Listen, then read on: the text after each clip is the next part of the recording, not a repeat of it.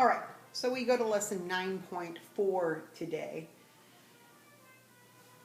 Division of radicals is, I would say, definitely the most challenging of all the operations to do because there's more work involved, and there's often more than one way to do it, which makes it a challenge because you got to decide which way to do it. Sometimes your approach might be the longer way, but that's okay. You can still get there. So I have to kind of some questions to go through that I ask myself to make it as easy as possible and the least amount of work as possible. So first I say, does everything have perfect squares? Because if things have perfect squares, then take them and you're done. It's no big deal. That's an easier question. Can I reduce the fraction and then get perfect squares? So that's another thing to do. Can I reduce the fraction and break it up? So what I mean by break it up is, for example, if I have 12, I can make it 4 times 3. And then lastly, once I go through all these options, and if I still have a radical in the denominator, I have to do what we call rationalize the denominator, which means to get rid of the radical, okay? You want to make sure that you leave your radicals in simplified form, which means that no radical is in the denominator and that you can't break anything up from under a radical, okay? So you got to have them in simplest form. All right, so example 1. These are both perfect squares. The square root of 25 is 5. The square root of 16 is 4. You take their square roots, and you're done. Question 2, not perfect squares, but I can reduce this. When I reduce this, I'm taking 3, goes into 75 25 times, so leaving me the square root of 25. When you reduce a radical, it's still under the radical. Then I can square root it. Square root of 25 is 5.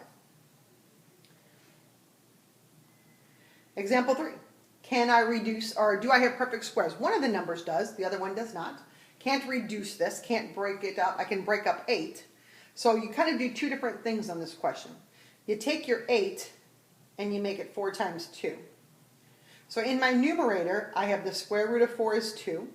The square root of 2 I don't know, so it stays. And then in my denominator, I have a perfect square. Square root of 81 is 9. All right, next example. Do I have perfect squares? No. Can I reduce this or break them up? No. So this is where I have to start rationalizing. So when I rationalize, I want to get rid of the 5 in the denominator. So you multiply by the square root of 5 over the square root of 5. So if the thing you want to get rid of is the square root 5, you multiply by square root 5. You multiply by what you're trying to get rid of when you're working with the square root. So then, I pick that 1 because it's what I'm trying to get rid of, and 2 because square root of 5 over itself is equivalent to 1. So you're not changing the value of the fraction. When you multiply anything by 1, it's just 1 in a different form. So in my numerator, the square root of 2 times the square root of 5 is the square root of 10. In my denominator, the square root of 5 times itself is the square root of 25, which just comes out to be 5.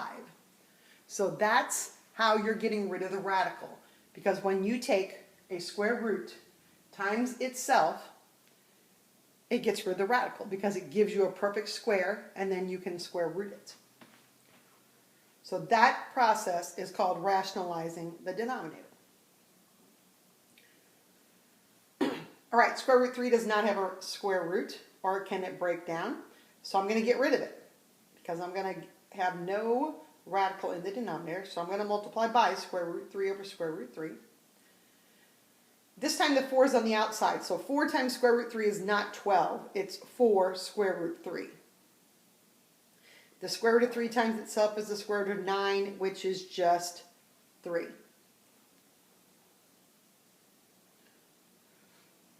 Square root of 4 over square root of x. Square root of 4 has a perfect square. Square root of x does not. So I'm going to get rid of it. I'm going to multiply by the square root of x over the square root of x. So in my numerator, I have the square root of 4x In my denominator, the square root of x times the square root of x is the square root of x squared, which is just x. Then I can take the square root of that 4, perfect square. Square root of 4 is 2. Square root of x stays over my x. All right, the questions start getting a little bit longer. That's why I have a little more space now. Square root 56 over 40. These do not have perfect squares. I can reduce this fraction, so that's what I'm going to do first. 8 goes into each one of these. 8 goes into 40 5 times. 8 goes into 56 7 times, leaving me square root 7 over square root 5. Neither of those numbers has a perfect square. Neither of those numbers has a square factor. So I have to rationalize. I have to get rid of square root 5, so I'm going to multiply by square root 5 over square root 5. So in my numerator, square root 7 times square root 5, square root 35. Square root 5 times itself is square root 25, which is just 5.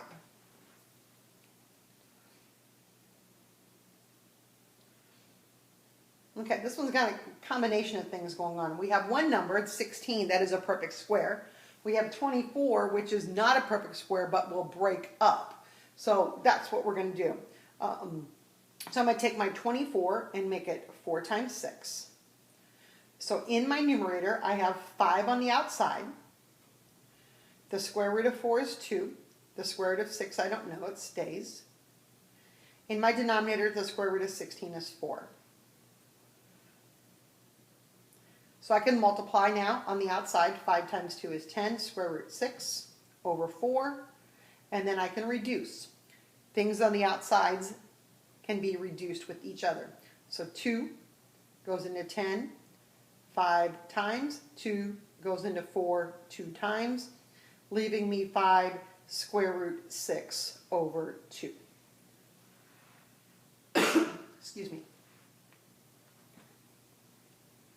My next example, these are not perfect squares, but I can reduce. On the outside, 9 goes into itself once, into 63 7 times. 5 goes into itself once and into 70 14 times. So I'm left with, the square root of 1 I can just mark off because the square root of 1 is just 1. So I have 7 over square root 14. 14 is not a perfect square. 14 does not have a square factor. So we're going to have to rationalize by using the square root of 14 over the square root of 14. So 7 times square root 14 is 7 square root 14. The square root of 14 times itself is 196, which is just 14. When you take a square root times itself, you will get that number. And then I can reduce. 7 goes into itself once. 7 goes into 14 twice, leaving me square root 14 over 7. If you left the 1 out in front, that would be okay. All right, next example. Let's multiply this first. Actually, let's do some canceling. I can cancel out these 3's. 3 on the top, 3 on the bottom. It doesn't matter that they're in opposite fractions, as long as they're both in the radicals. And I guess that's it. All right, so when I multiply, I have 4x, and then I have square root 5x to the third over 2y squared. All right, oops, 5x to the fourth, not the third. All right, so let's do some square rooting of these variables first. So I have 4x on top here. The square root of x to the fourth is x squared, that comes out. Square root of 5 we don't know. In the denominator, the square root of y squared is y. 2 goes into 2 one time. The square root of 2 we don't know. I am going to have to rationalize and get rid of that 2. So I'm going to multiply by square root 2 over square root 2. And I get 4x to the third. Square root 5 times square root 2 is square root 10. The square root of 2 times the square root of 2 is square root 4, or 2. And then bring my y over. And I can go one more step. This is a big one. 2 goes into itself once. 2 goes into 4 twice. Leaving me 2x to the third square root 10 over 1, or over y, or 1y. So the 1 is optional there.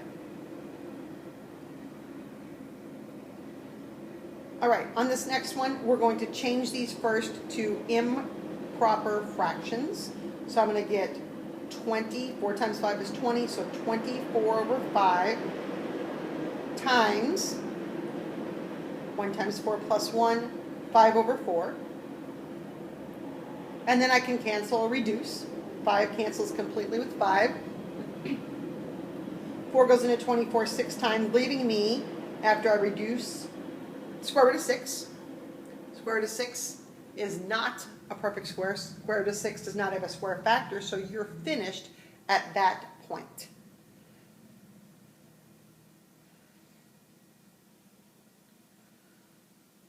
All right, cube roots. So when I reduce this here, I'm going to take 3, goes into 81 27 times. My x to the third cancels and makes that an x to the 5th power. So after I reduce, I am left with the cube root of 27x to the 5th. 27 has a perfect cube, that's 3. For my variable, 3 goes into 5 one time with 2 left over. So that's like we did in goal 9.2. Make sure you put your little cube root thing there. All right, so I divide here. 48 divided by 3 is 16. 7, all those cancels. 11 minus 7 leaves me x to the 4th on the denominator. So I'm left with 4th root of 16 over 4th root of x to the 4th. Perfect 4th roots on both of these. The 4th root of 16 is 2. 4 goes into 4 one time with none left over. Okay, to finish up these next, how many you got there? 3 questions. I'm going to start a new video. So that was video A. Going to go to video B here.